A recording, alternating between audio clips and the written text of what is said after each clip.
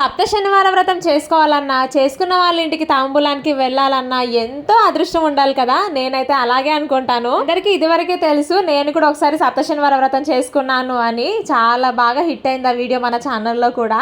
నిన్న మన సబ్స్క్రైబర్ అలాగే మన కో క్రియేటర్ కూడా నిన్న సప్త శనివార వ్రతం అయితే చేసుకున్నారనమాట. మా ఇంటికి దగ్గరలో, అంటే హాఫ్ అన్ అవర్ అయితే పట్టింది డిస్టెన్స్ మేము వెళ్ళడానికి. సప్త శనివార వ్రతం చేసుకుంటున్నాను, మీరు ఈ రోజు సాయంత్రం తాంబూలానికి రావాలి అని చెప్పారనమాట. ఇంకా స్వామివారి పిలుపు వచ్చిందంటే మనం ఆగుతామా, వెళ్లకుండా ఉంటామా?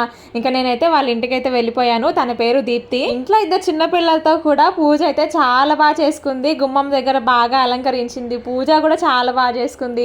నైవేద్యాలు కూడా చాలా బాగా చేసి పెట్టుకుంది. నాకు నిజంగా చాలా బాగా నచ్చేసింది అసలు పూజా విధానం కూడా. నేను కలిసింది ఫస్ట్ టైం అయినప్పటికీ కూడా మాకు చాలా రోజుల నుంచి పరిచయం ఉన్నట్టుగా రిసీవ్ చేసుకుంది తను. నిజంగా థ్యాంక్ యూ దీప్తి, నన్ను ఇన్వైట్ చేసినందుకు.